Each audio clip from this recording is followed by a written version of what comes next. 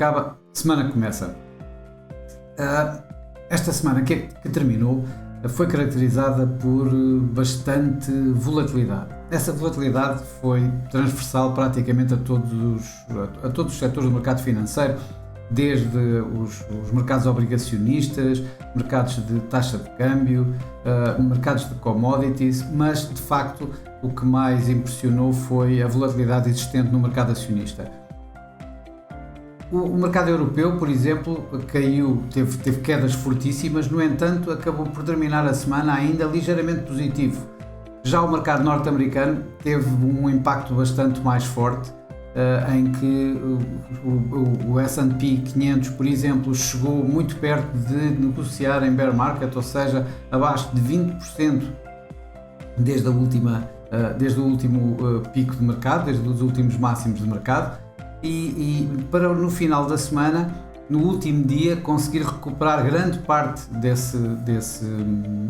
do terreno perdido durante a semana. E digamos que estiveram, de uma forma geral, Wall Street, os principais índices de Wall Street terminaram só 2%, em média 2% em terreno positivo, o que, tendo em consideração toda a volatilidade que existiu, todas as quedas que existiram no mercado, as fortes perdas do mercado, foi bastante bom. Apontar culpados para toda esta volatilidade é fácil. Além da situação sempre na Ucrânia, do conflito ucraniano, que continua a ter um impacto forte nos mercados, esta semana tivemos mais a situação da possibilidade de adesão da Finlândia e da Suécia à NATO. Isto está a criar algumas tensões com o Kremlin e daí transmitir, alguns receios para o mercado que levou de alguma forma à aversão ao risco. Eu creio que mais do que tudo isso, a aversão ao risco continua a existir e principalmente nos mercados acionistas continua a existir pelo facto dos bancos centrais estarem cada vez mais agressivos em termos de taxa de juros e independentemente de o mercado já estar à espera dessa subida de taxas de juros, os receios dos investidores começam cada vez a ser maiores, na medida em que tivemos durante muitos anos a situação de políticas facilitistas e de descidas de taxa de juros, e isso está a inverter agora completamente a situação e passamos dessa situação para o inverso, ou seja, preocupações não com uma deflação, mas com uma inflação cada vez mais alta, os bancos centrais cada vez mais agressivos, já a pensarem em lugar do quantitative easing, do quantitative tightening, ou seja, vender ativos retirando liquidez ao mercado e subir taxas de juros da forma que estão. Portanto, tudo isto foi bastante visível esta semana, com variadíssimos atores, tanto do Banco Central Europeu como da Reserva Federal dos Estados Unidos, a apontarem para maiores agressividades nas suas taxas de juros, principalmente da parte do Banco Central Europeu, que foram cada vez mais alinham numa subida de taxa de juros para julho, o que ainda há bem pouco tempo parecia completamente impossível. A Reserva Federal, por outro lado, o Fed, tem estado, a tentar pôr alguma água na fervura da agressividade que existe para conseguirem de alguma forma acalmar os mercados. Parece, no final da semana, terem de alguma forma conseguido. No mercado cambial, já as coisas foram diferentes, foram mais num sentido só. O dólar norte-americano subiu extraordinariamente, ou seja, teve fortes valorizações. O euro, apesar do suporte verbal dado pelo Banco Central Europeu, ou pelos vários membros do Banco Central Europeu, incluído a sua presidente Christine Lagarde, apesar disso o euro-dólar continuou a cair fortemente, fez novos mínimos, está abaixo de 1,05, que é um marco cada vez mais perto da paridade, teve muito perto de atingir o mínimo de 2017, dos últimos 5 anos, e tudo indica que poderá continuar nesse sentido. Outro de relevar também os ganhos que finalmente o iene, ou melhor, a recuperação do iene depois das fortes perdas, e, portanto, com o dólar a subir, o dólar iene conseguiu cair. O que é que isto quer dizer? Quer dizer que o iene das grandes moedas, das grandes dívidas internacionais dos mercados desenvolvidos, foi o único que conseguiu ganhar face ao dólar, ou seja, teve uma forte valorização durante esta semana. Isto numa situação em que os mercados estavam realmente em aversão ao risco. Outra das situações que vale a pena relevar é as perdas contínuas da Libra, que mais uma vez com alguma desilusão por parte dos dados económicos e que fazem temer o que é que pode acontecer com o Banco de Inglaterra na próxima vez, como é que vão continuar, se vão continuar a subir taxas de juros como o mercado está a descontar ou não. A próxima semana nós vamos continuar com este tipo de volatilidade. O mercado está de facto bastante exposto a este tipo de volatilidade. Não vão existir grandes situações novas, aparentemente, a não ser que alguma coisa surja. Para já, o impacto vai estar provavelmente nas adesões ou nos pedidos de adesão da Finlândia e da Suécia, já que Putin disse que seria um erro, nomeadamente já o disse ao presidente finlandês. Vai certamente acontecer o mesmo com a Suécia. Já houve algumas ameaças,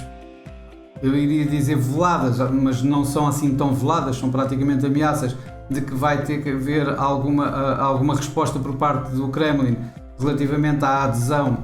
destes dois países à NATO que estão a fazer fronteira com a Rússia, e portanto esta situação provavelmente vai criar mais uma vez algumas tensões que poderão transmitir nos mercados financeiros. Por outro lado, as sanções à Rússia continuam a não aparecer, continuam a tentar fazer o tal acordo para uma proibição das importações do petróleo russo. A Hungria continua-se a opor. Já se fala em que de facto se retire deste sexto pacote de sanções a situação do embargo do petróleo, de forma a que se consiga chegar para colocar estas mesmas sanções. Isto vai continuar certamente também a pressionar os mercados. Uma vez mais a pressionar os mercados vão estar os discursos de Christine Lagarde, os discursos do Sr. Jerome Powell e de todos os outros membros do FOMC e do Banco Central Europeu, que continuarão a criar condições de volatilidade como aquelas que vimos da semana passada.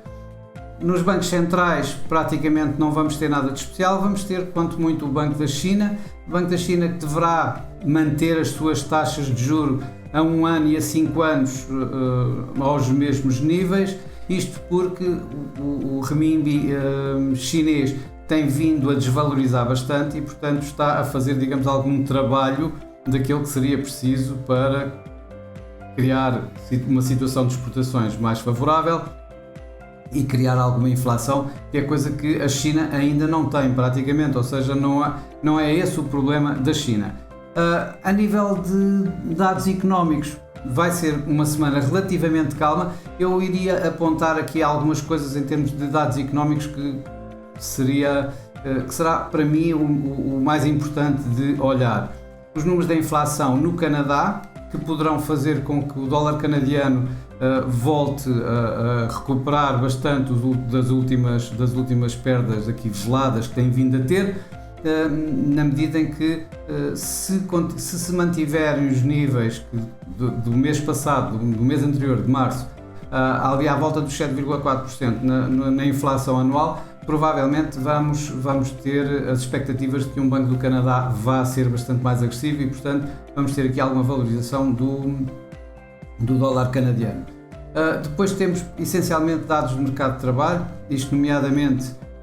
na Austrália, em que ainda por cima vamos ter eleições no dia 21, ou seja, sábado que vem, e portanto aqui assim tudo conta, digamos, na corrida eleitoral em que o partido no poder está a perder face à concorrência. Isto provavelmente aqui assim também terá a situação de que, se tivermos bons números no mercado de trabalho, provavelmente teremos as expectativas de que o Banco Central Australiano, o RBA, vá continuar ou ser mais agressivo na subida de taxas de juros, e com um dólar australiano que tem ultimamente sido bastante penalizado, bastante castigado, poderemos numa situação dessas ver aqui assim uma valorização do dólar australiano, mesmo tendo algum cuidado, porque estamos a dias, digamos, das eleições parlamentares australianas. Por fim, os dados da inflação no Reino Unido, que também saíram esta semana, poderão aqui assim dar alguma luz sobre o que é que o mercado irá pensar sobre o próximo movimento do Banco de Inglaterra, e portanto com o número esperado é à volta dos 9%. Se esse número for bem acima dos 9% ou ligeiramente acima dos 9%, é natural que a Libra recupere alguma coisa, com expectativas de que o Banco de Inglaterra se vá tornar mais agressivo uma vez mais, depois de agora de ter a última reunião, de ter acalmado um pouco as hostes, passa a expressão, de que deveria aguardar para não criar mais recessão do que aquelas que eles já estão à espera. Para esta semana, para já é tudo. Mantenham-se seguros, bons negócios e até para a semana.